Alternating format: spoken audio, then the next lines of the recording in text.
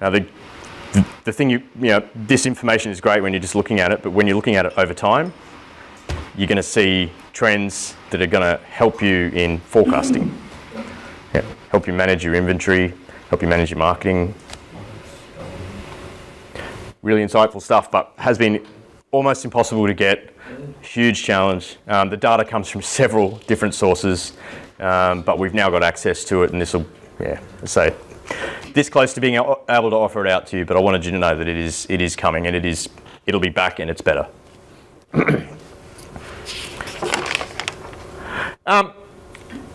We did a survey. I mentioned the consumer survey. 1,500 consumers randomly chosen from around Australia. The idea with this consumer survey was to better understand what customers think about the aftermarket. Ask them some really broad questions and some really targeted questions, and so to find out what messages are cutting through, why it is that they're coming to us, how they're making that decision. And the information, as I said, that came from that is worth spending the time going through those reports. But a couple of things that I wanted to highlight in particular that I think are pretty valuable. This one. If you didn't know, you need to know that the decision as to where and when to take your car to get serviced, almost half the time is made by women. All right. Of course it is. Yep. Of course it is. Yep. So look, essentially, if you're not marketing specifically to women, then you're missing out on a chunk of the market. But that's easy to say without understanding more about how that decision-making process works. That's kind of useless. So here's some of the information that the survey was able to draw out, which is actually kind of useful. More likely to choose a workshop because of a recommendation. You guys do a lot of work with your Google reviews, and I know that. That ticks that box. It is really important. Yep.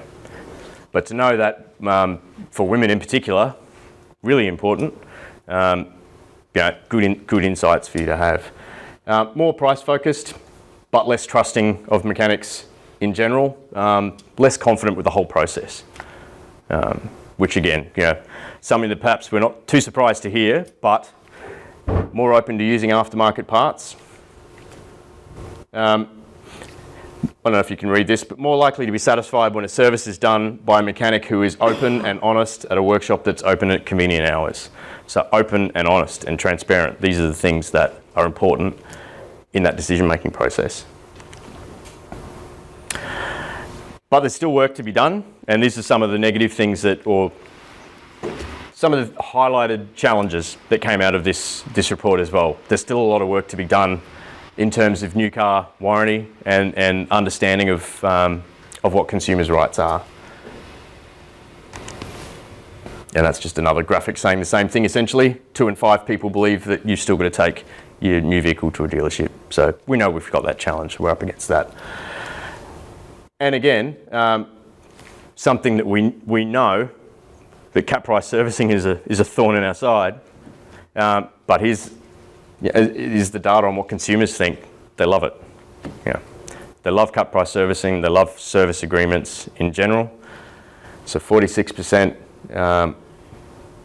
of consumers that have one of those programs is really satisfied, and that's a really strong figure. So that's what we're up against. Despite what we know about cap price service offers in the industry, from a consumer perspective, they're cutting through. So that's a challenge. Here's the good news.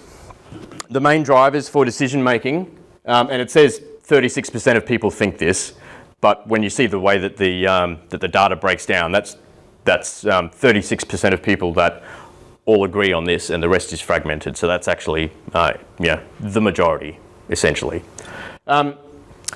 So what's the most important? Skills and training. Goes hand in hand with ASE certification. We know that's important to be upskilling, but people need to know that we're upskilling. So we need to be able to show that. Trust. Sorry to stop Yep. you midstream, mate. But how is the consumer to know the level of skills and training in a workshop as it currently stands today? You can put that rank number one. They don't. I'm going to sound like an arse here. Yep. But you've ranked that at number one. Yep. How do they make a knowledgeable assessment of that? How do they know? Right now they don't. So this is more about how they feel. How they feel? Right. Yeah. Yep. They're making the decision based on whether they feel you are skilled enough. How you feeling? Yeah. They think they got a good job. Yep. Yep. Okay. Sorry. But moving forward, hopefully something like an ASE accreditation program will give them that confidence. Yeah. So trust. Yeah. They want to trust that you're familiar with their car, that you know how to fix their car, right?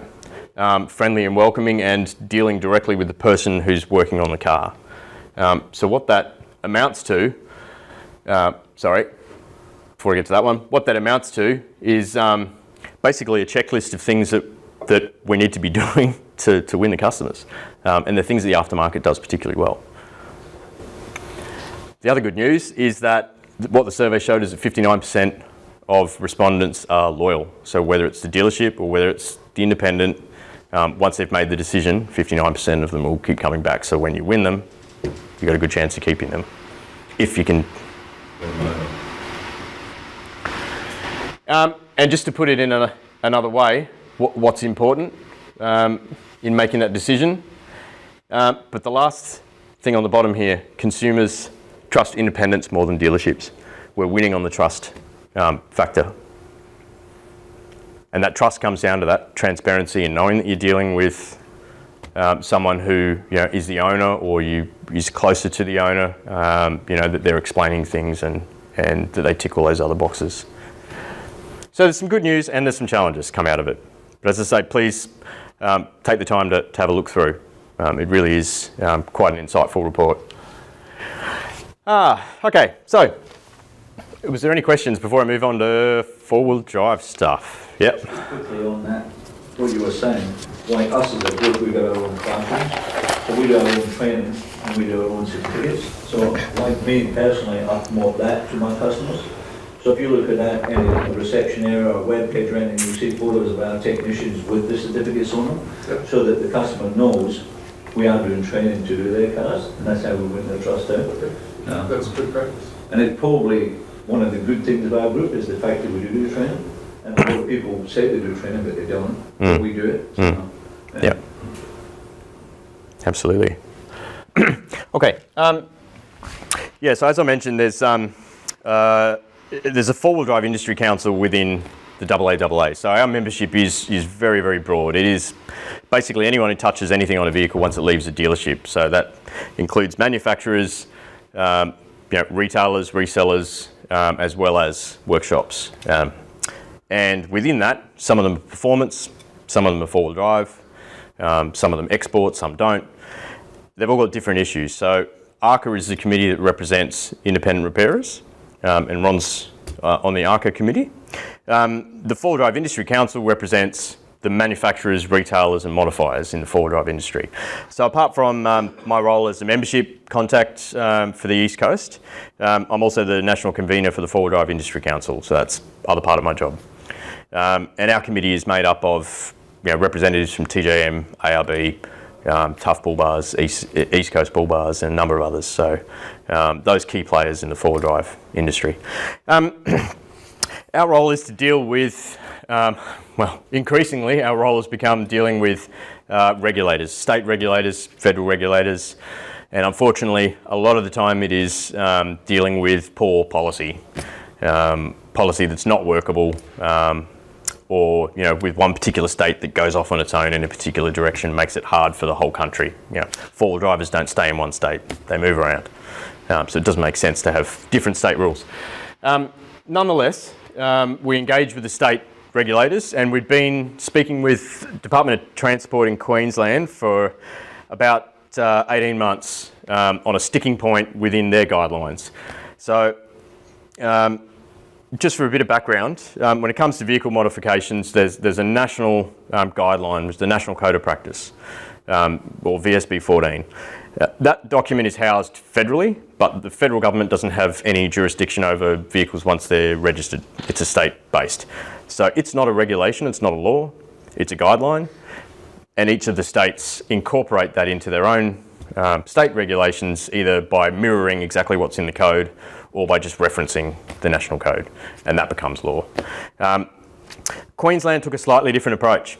So they have the National Code of Practice, and then they've got a list of exemptions where they don't quite agree, or they think it needs to be clarified, or they think they've got a slightly better idea, and they created the Queensland Code of Practice. So you got two happening at once. That's where the confusion starts. The particular issue that we were talking with TMR about for the past 2 years was relating to vehicles with ESC and increasing the tyre size. So again, sorry to backtrack, but back in 2015, the modification industry, four-wheel drive performance, was basically in danger of being wiped out by a policy decision. The National Code was looking at being changed to effectively ban any modifications on any vehicle with ESC.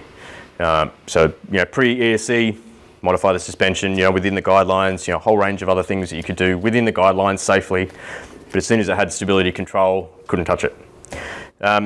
So we actually managed to put a stop to that by doing some pretty significant testing on ESC, and we actually involved the engineering companies that were part of the GM and Ford stability control programs in this test regime. The data from this test satisfied the regulator to overturn that ban, and so they actually wrote into the code that you can modify vehicles within the same guidelines, whether it's got stability control or not. That's not the issue. Once you get outside of their limits, then it's a different story. So we were happy with that. Queensland decided that because at the time we were testing suspension, because that was the issue at the time, that yes, you can raise the suspension, but you can't do any of the other stuff. If the vehicle's got ESC. None of the other states went this way. But Queensland said, no, that's how it's meant to be interpreted, everyone else is wrong. So that was the reg in Queensland, and nobody knew it, by the way. But effectively what it meant was, the most common modification for a four-wheel drive, hands down, raise the suspension, put a bigger tyre on. You don't raise the suspension and not put a bigger tyre on. It just doesn't make any sense. You don't get any more clearance by raising the suspension. The two go hand in hand. And so we were having this discussion with TMR for 2 years. They weren't interested in listening or changing their view without test data again, and we couldn't afford to go back and test. When you're testing for tyres, you're testing for every single combination of every compound, every tread pattern. They're all going to interact differently. So we said, no, it can't happen. But we were looking at a computer simulated ESC test. There's a software package that the OEMs use, there's a couple, and we were looking into one of those, and the department was happy to look at the test data from the simulation, and that would satisfy them. So we were in the process of actually pricing this up and talking to the department about how that would work. And a week later, Queensland Police went out and targeted the exact modification that we were in the process of negotiating with TMR. Yeah, and it wasn't just the police, they did it in conjunction with TMR. So it was a left hand not talking to the right hand. The exact modification. There you go. This is taken from their instructions to Queensland Police. This is what you're looking for. So, yeah. Suspension body, the wheel and tire. Can't have electric side sticks. Was that? You can't have those items that are listed on that. Electronic cell. You can, but a lot of these things have to, if this is actually lifted considerably beyond the guideline, so it's an extreme example, but for a lot of these things, if they're at this level, then you've got to have certification. Yeah. But the instructions that they were given when they were enforcing this Operation Lift was if the vehicle had ESC, it could have its suspension lifted and it couldn't have tyres. So people were getting caught up in what was obviously an attempt to bring in stuff like this that is too high unless it's been certified. Stuff that is outside of the guideline, but people got caught up in the middle of it because the police went out and enforced the current guideline, which we were in the process of negotiating. When you say certification, are you looking for modification plates? Yep. Blue plate. Mod plates? Yep. So every item has to have a blue plate? No, Or just has to have... no, you don't need a blue plate for a rear bar, but these are just flags. So if they saw a vehicle like that, it flagged for them to pull it over, and it flagged for them to go through the list. Yeah, that's what the example was, and these are the kind of things that you need to check. So it's got to be a compliant rear bar. You know, if it's a frontal protection system, it's got to be compliant. You don't need a mod plate. But if you're driving in something like this, this was the instruction. They called it a training exercise. Pull these guys over. Yeah. So we had enough at this point, and we had written to the minister several times. The minister kept pushing us back down to the department. The department weren't interested, so we went to social media and we gave our members the contact details, and we said, write to them, email them, call them. You need to tell them that this is not the way to go when you're in the middle of a negotiation. Why is Queensland any different? Why are we being disadvantaged? It got picked up by some others on social media, the four-wheel drive clubs, and a new group started up called Amend Four-Wheel Drive Legislation, and they pushed it out to thousands and thousands of people. And the department got smashed, absolutely smashed with inquiries. The result was that the minister called an emergency stakeholder meeting in Brisbane with the four-wheel drive community. And at the end result of that stakeholder forum was a ministerial backflip. So the new code, in effect as of 26th of October, now reflects New South Wales and Victoria, regardless of whether the vehicle has ESC or not. You can raise suspension up to 50 mil, and you can increase the tyre diameter up to 50 mil, an overall lift of 75, the same as the other states. The same safe, compliant and relatively minor modification we've been advocating for 2 years. So there it is. As I said, there's a lot of talk in the media about what was happening. That is the facts. That's how it unfolded. We've met with the department actually yesterday, and we're back on track again. The relationship is back on track. But this is what can happen when consultation doesn't go the way it should, and when a department overreaches, really. So the end result is we got the right result with a hell of a lot of anguish, but we got there in the end. So yeah, look, just thought it might be interesting to sort of share that insight into another side of the AAAA and what we, what we find ourselves involved in. But look, certainly any four-wheel drive questions, I'm happy to have a chat to you, as things come up, or if you're interested in hearing more about what's happening in that side of things. Yeah, I actually got pulled up with that. My car. But I got a level suspension GMM upgrade on it with a blue plate. Yep. And I got pulled up before they changed laws. I got it one size in tyres. Yep. And they gave me a ticket, but then I had to prove, because the tyre placard, yep, I'd went up one size in tyre. Yep. But levels, I'm an engine fan anyway. When you do this suspension upgrade, you've got to put another tyre placard over the top of the original placard with a minimum size, not a maximum size. Right. And so anyway, then basically I had to go and prove that it was federally approved. Yep. That could go over the top of which Lovell did that for me. They just emailed it straight to it, and then they just lifted the ticket straight away. Yeah. But it was the inconvenience to do it. But look, it's one of the things they pulled up on. It is, yeah. Well, and how heavily modified does your vehicle look? No. And you still got pulled up. Yeah, well. So this was a training exercise, they were calling it, a 3-day training exercise on how to enforce the current guidelines. Yeah, just the timing was ridiculous. Because the GCM changed from 6 ton to 7 ton. Yeah. And that's another issue. Was done before they changed the law, so it's still legal. Yeah. But after the June law changed, it's not legal, so it still stays at 6 ton. It's not retrospective, that change, so it won't affect you.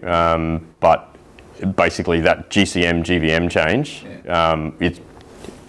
what the upshot of that is that federal approval that you've got on that GCM upgrade will not be issued for any new products that they develop. Yeah. That's right, Yeah.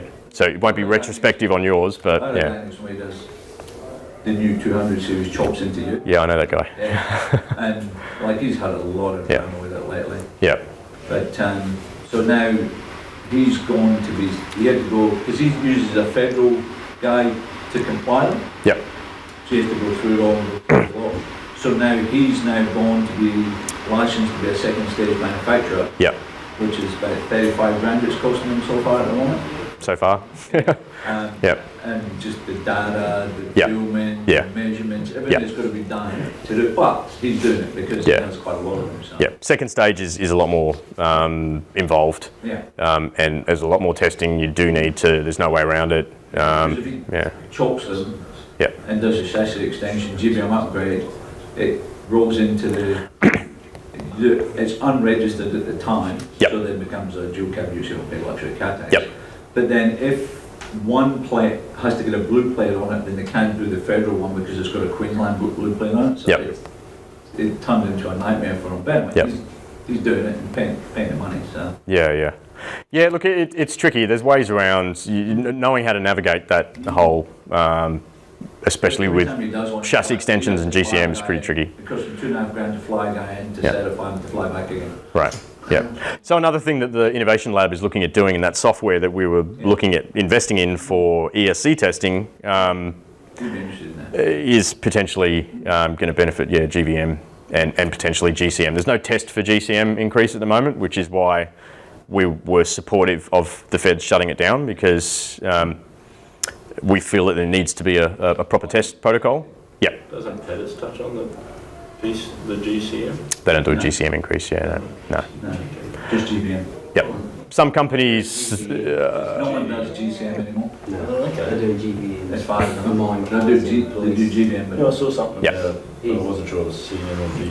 Yeah, but Tony's retiring now, so.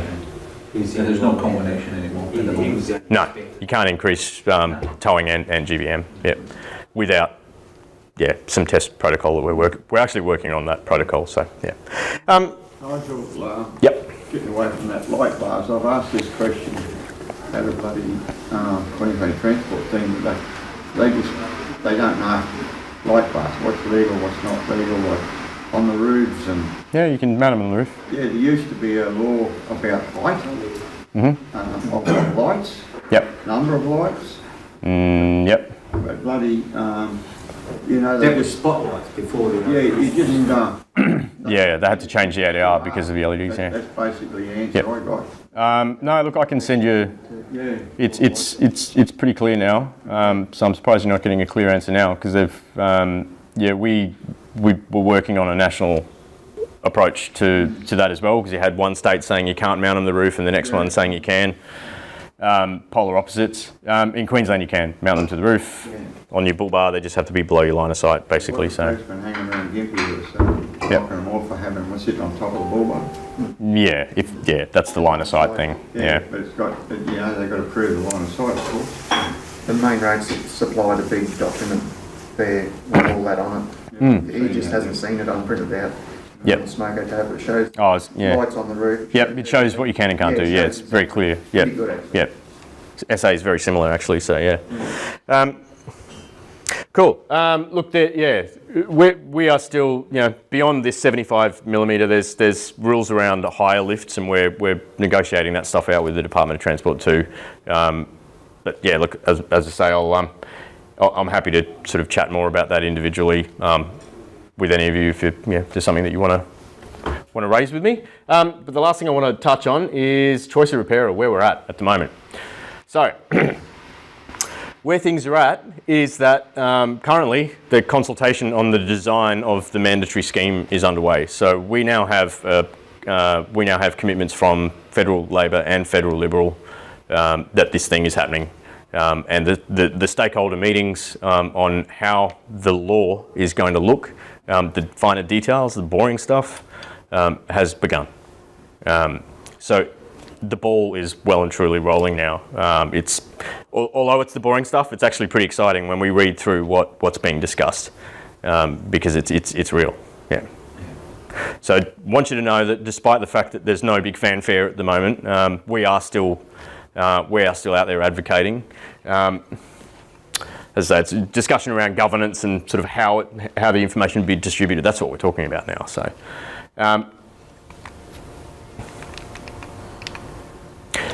that's what we're still doing. MP meetings, as recently as last week, we're still hosting MPs or organising for MPs to come out and visit workshops and talk to them about data sharing to keep it high on the agenda and keep the pressure on.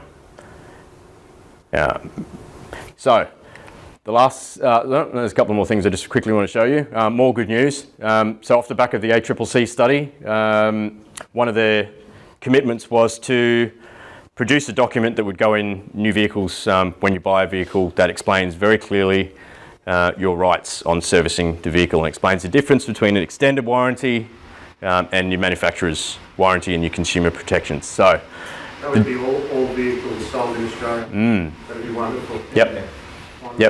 Yeah. So it'll now be a requirement, and that's the document. That's part of it. But you can download that and take a look at yourselves. It's fantastic. Yeah. Yep, and it's another step in the right direction. The way that it explains the difference between extended warranties and manufacturer's warranty, it specifically says, the message to the consumer is you need to know whether you're actually getting anything more than you're already protected for. Yeah, which is great. We need them to hear that message. The truth about new car servicing and genuine parts, that you all would have seen those brochures over the past couple of years, that consumer messaging. The next one is the truth about modifications, and that's just been released, and that is about fitting an aftermarket tow bar, fitting an LED light, fitting aftermarket accessories, and how that affects new vehicle warranty, which essentially is it doesn't. Okay, but that's the information there to help have that conversation with a customer. So if you're doing, if you're fitting accessories, as part of your business, then that could be quite useful for you. Yeah, because the message from the dealerships and from the car companies in particular is that they don't support any aftermarket modifications, any aftermarket accessories, for their own commercial interests, obviously. Yeah. Okay, this is the end. I want to finish on this video. The reason I want to show you this, and some of you may have seen this already, but this is the feel-good bit. The data sharing campaign and the momentum behind it, and the fact that we have an LNP and an ALP commitment would absolutely not have happened as quickly as it did if we didn't get the support for this Make It Mandatory campaign from members, and a lot of you got involved, and in particular you, Scott. The very next day after the MP came out to visit you, and we got involved in this, we had Bill Shorten down the road holding a press conference, and a couple of days later announcing their commitment to data sharing. So without the support that we got from members standing out the front, feeling like an idiot, holding a sign, taking a photo, emailing their MP, this stuff wouldn't have happened. We were hoping to get around 30 photos and emails go out to different electorates to make the point and put the pressure on, and we got something like 300. So we, just for our own internally, for our sense of satisfaction, we put together a little montage, but we're actually, we get a lot of joy out of showing members, what it looks like. So I just to finish up, I'll show you the video. Hopefully it works. Oh, don't. Here we go.